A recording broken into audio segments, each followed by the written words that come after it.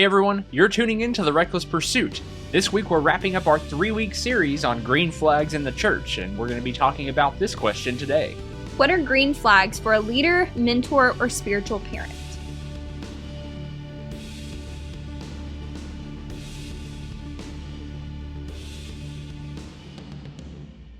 Hey everyone, this is The Reckless Pursuit. My name is Cody. And my name is Elaine. And we're talking about green flags for spiritual authority.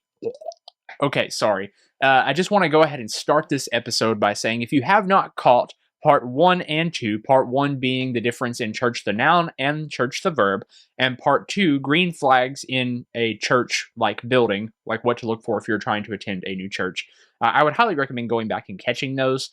Those lay the foundation for what we're talking about today. The second thing I would like to point out is if you were on YouTube and you catch this really weird thumbnail, this would be because Elaine completely botched what she was saying and gave the weirdest look, and I just officially dubbed right here, live on the show. You will be using that for the thumbnail. Great. For the YouTube Please video. click the video if you haven't already. Yeah, because it's beautiful. It's the most wonderful face. And then she punched me when we stopped the camera because you were laughing so hard, which is anyway inappropriate. I gotta wipe my nose. It's got allergy season. And we don't edit these. Oh well. So, this conversation scares me. So, you were, in essence, a spiritual authority at one point. No, I wasn't. I was no one's authority. You may renounce it now, or denounce it. And disrespect my surroundings. Yes.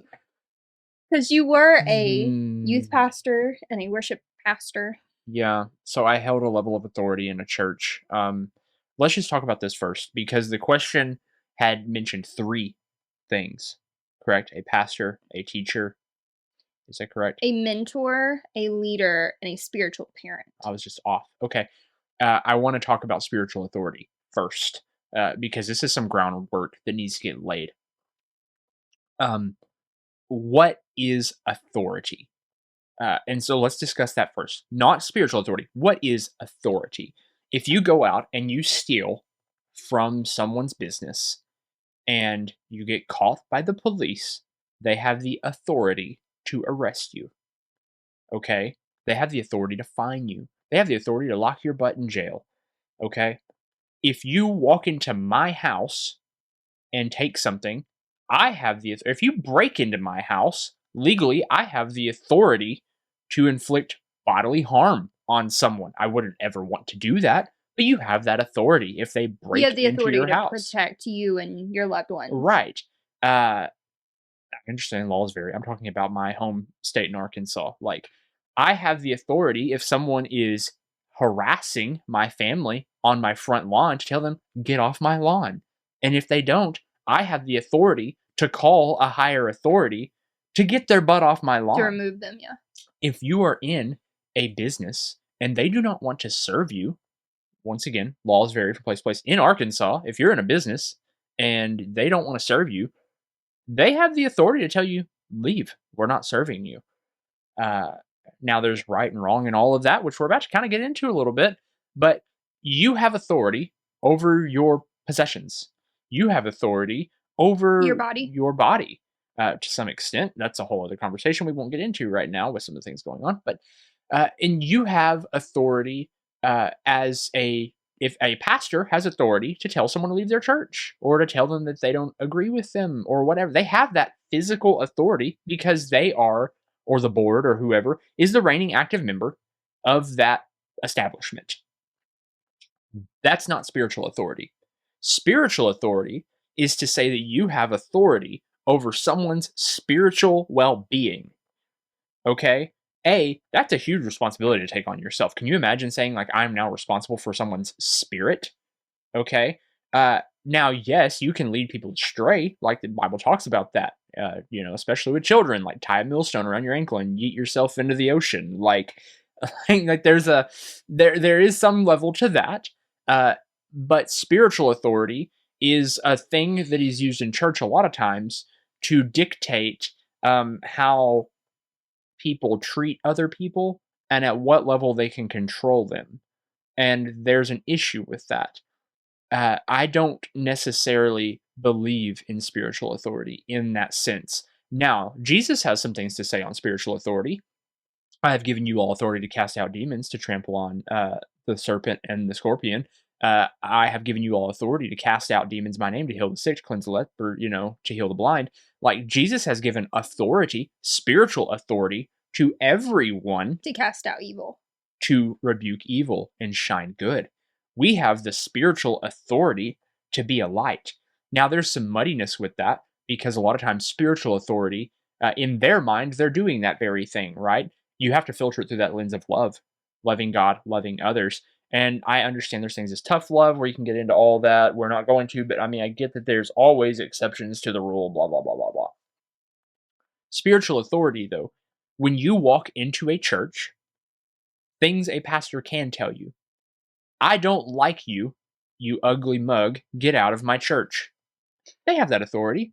They can call you, not saying I haven't been called this before, they can call you a wolf amongst sheep. Leave. They can call you a goat. I mean, you may be the greatest of all time. I don't know. But I don't think that's what they mean. They can tell you that you have to submit to their authority. That's where the line draws, because you don't. Once you walk out of those doors, you don't have to submit to anything they say. Once you're off of their grounds, you can say whatever you want. Like, there is no, they don't have some spiritual authority over you in that way. And some may argue, if you're a member of their church, they do. I don't necessarily agree with that either. They don't have any right to tell you what to believe. They don't have the authority to tell you that you cannot believe that way or think that way. They don't have the authority to tell you that you can't ask questions, right, or to be accepting or unaccepting, even, if you want to go that way, of certain beliefs or what have you. And it kind of reminds me of an instance where a friend of mine was actually told, like, while you're going to sit here, you're going to listen to me and hear what I have to say. And, my friend's response was like, I don't have to do anything. Got up and left. Like, there's a lot of gaslighting that goes on with the term spiritual authority. Manipulation. Yeah. Now, like I said, there is a level of authority. Christ does talk about submitting to your law, submitting to the rules of your city, as long as they are in accordance with love, right? But even that, there's some things there where some things are just not in accordance with love.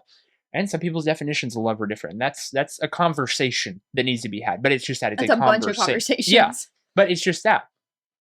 And there is not a rule saying that, like, you submit your soul to, like, a man. Like, I don't think spiritual authority is a safe thing. I think that as a pastor, it is your job to protect. Sure, like, I get that there is, like, a shepherding, guide, right? Counsel. But also in a way that gives that person the freedom to understand. There are times where a pastor may have to ask someone to leave, whether for good reason or bad. It could be because they don't agree with their sexuality. Not a great reason to ask someone to leave. It could be a reason like, or if the person is disruptive. I got you. Destructively disruptive. Destructive. Yes. That is the word of the day. If they are disrupting in a negative manner, if they're like, if somebody is saying this is scripture, and then you have somebody in the congregation who just gets up and start yelling and cussing, they have that right to tell them to leave. Sure, but it's not in their power to tell them you can't. Don't ever say that again outside of these four walls. Right. Like, it's the same thing as if someone's in your house and they're back talking to your wife or something. You have every right to tell them to leave, but that doesn't mean that you can stop them once they're out. Yeah. And so, like, good uses of authority in that sense from a pastoral standpoint. Gossip would be a great thing for a pastor to nip. Gossip's a really rough thing in church. The whole "I'll pray for you" idea kind of lends to, like, the ability to gossip without, bless her heart. Yeah, without, like, understanding intent a little bit more, right? Gossip is a big thing in general, but, like, in churches, it has a tendency. That's a good thing for pastors to nip. You can't you can't stop someone from disliking someone, but creating an unwelcoming or an unloving atmosphere would be a good thing for pastors to nip. So And there's that a would level of fall respect. right. And so there is a respect that comes from being an authority in the same sense of when you're in someone's house, there's this respect. But a green flag in a pastor to me, or I guess a teacher or a mentor in any of those ways, is someone who gives you an open invitation to express how you feel to them without judgment. Uh, I understand that as a pastor, they cannot open the pulpit to every single person who wants to come by and speak. Some that listen to this may argue and say, why can't they? But A, everyone gets hungry and no one wants to be there that long. Not enough time. B, like that's just not the place for that, right? Like most people that are gathering in a church setting like that, noun church, traditional church, are there to hear that person's interpretation. I agree it needs to be changed. I don't think any one person's interpretation should be the only interpretation. I also also would love to see church forums to have like get-togethers later to rehash and even disagree with what like in more traditional senses of like the style that the Bible was written in, right? Like that's traditional to be able to like say, I don't know if I read it that way, or I think it's this way, or like I think you're close, but this, but I completely agree, and also this. Like there needs to be room for that conversation, but I don't think that's just like the place on every Sunday morning to get up and talk. I also don't necessarily think that it's the place to like have a normal Sunday get together where you just hear someone talk and teach. Um, Unless it's an opportunity to open conversations. I feel like that's another green light is the conversation, is the opinion leading to an open conversation or a shut door, right? If the mentor is telling you the law of the land and they're looking for that authority, if they have an authority complex or a domineering complex, I feel like that's a dangerous thing. And you can tell, like, you need to believe this so you can get your stuff together. Or, hey, I think that if you could explore this avenue, it would really help with X, Y, and Z. Try it out, see how it works for you. If it doesn't, okay, let's rehash it. Maybe that's not the thing. Like, there are opportunities. I think a green light is opportunity versus, like, say, a red light would be a closed door, or like there is no growth in that.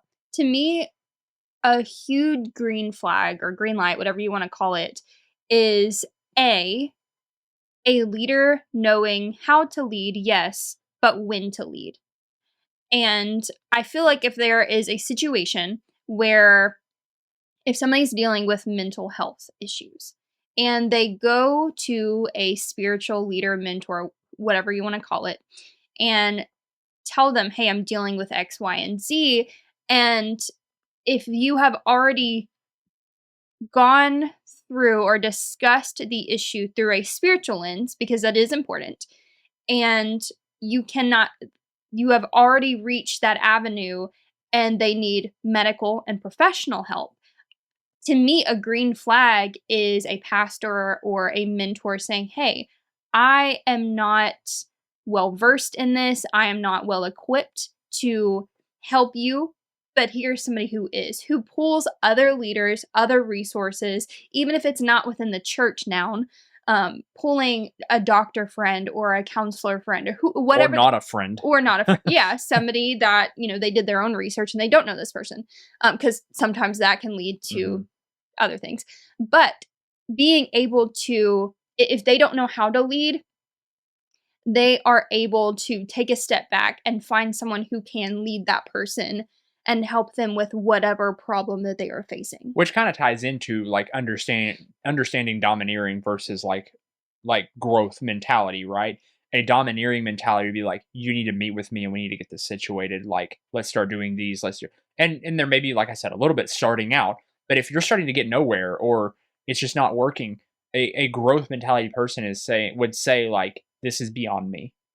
Understand, right? There's a self-awareness there. This is beyond me. Allow me to turn it over to this, right? Like Cody, am capable of having spiritual conversations. I can give marital advice based on my experience.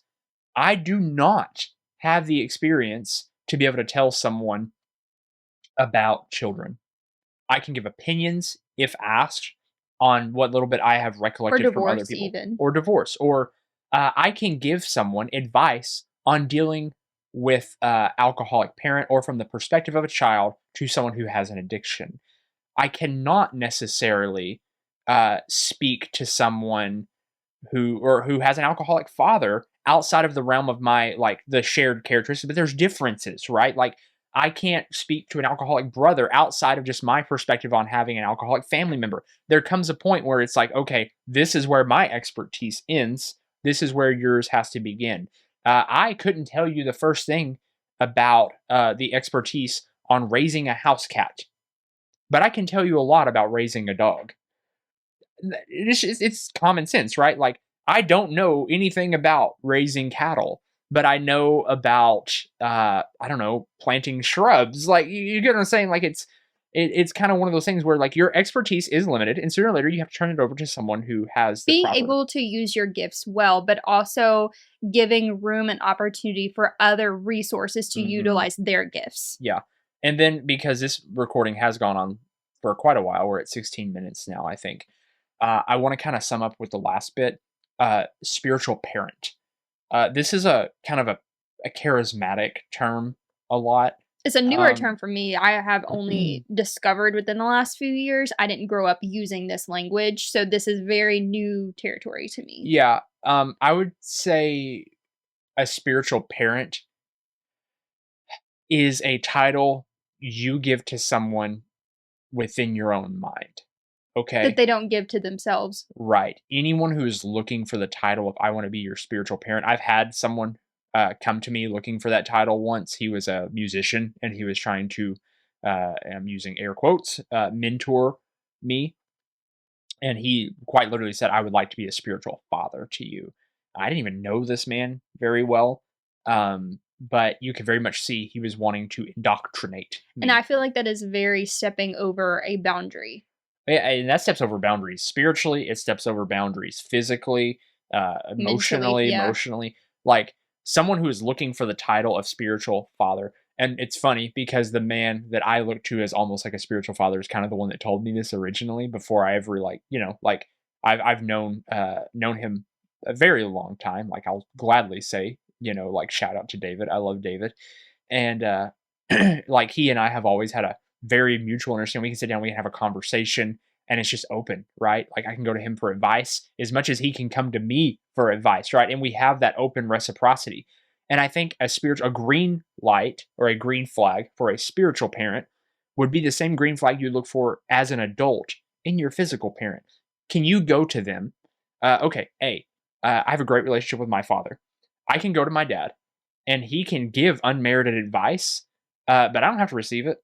I don't have to want it. And the same goes, like, you shouldn't give unmerited advice in general, but like parents and stuff. But what I'm trying to say is, he and I can sit and have a conversation, and I'm an adult, and he comes to me and asks my opinions on things as much as I go to him and ask his opinions. We share a mutual understanding with each other that we have both come through a similar time in life. We have experienced similar things, but we also have our own unique perspectives, and we can co labor together. I am no longer a child where he is having to raise me. Okay. And if you're young in your spiritual walk, there may be a little more guidance, right? But ultimately, as a child, you grow up and it is your decision to take on life and you become responsible for yourself, which is the goal, even spiritually. You learn, you grow, you become responsible for yourself. So, in a spiritual mentorship in that way, like a spiritual parent, don't find someone that's trying to seek the title out for themselves. You're not looking for adoption, okay? B, it needs to have that mutualness to it, and that mutual, you respect them because they respect you, and they respect you because you respect them, and you co-labor to grow in life together. And I think we can kind of end on this, or wrap this conversation up at this time with this is a green flag for a spiritual mentor leader is that they are okay if they don't have a title. Mm, If yeah, they don't have a physical title of spiritual mentor, leader, pastor, executive director, whatever, that they can be a leader without having the title leader. that's good because when I think of, like, a parent, I think of, like, well, like, I think, like, when I think of Melissa, she would be a parent whether it was her kids or someone else, she would step in line for our child like that because she is a mother. I think of certain people that like when I think of like pastor, like they're just natural born leaders who when you need help, you can go to them and they can give you solid direction that doesn't tell you where to go but helps you figure out which road to take. When I think of a teacher, I think shout out to Denny, like someone you can go to and he has a wealth of knowledge that he's willing to share to help you make the decision at hand. These people who they don't seek the title seeks them, right? They don't walk into a church saying, I want to be a teacher. People come to them, hey, can you teach me this? Can you show me this? They already are a teacher. Right. And that's the difference, right? That's perfectly said. Guys, we want to hear your opinions on all of this stuff. And of course, we want to hear your questions. Find us over at Instagram _TRP podcast. Find us on our favorite platform, TikTok, at The Reckless Pursuit. And of course, Nomads, a safe community for Christians who ask unsafe questions, a group over on Facebook.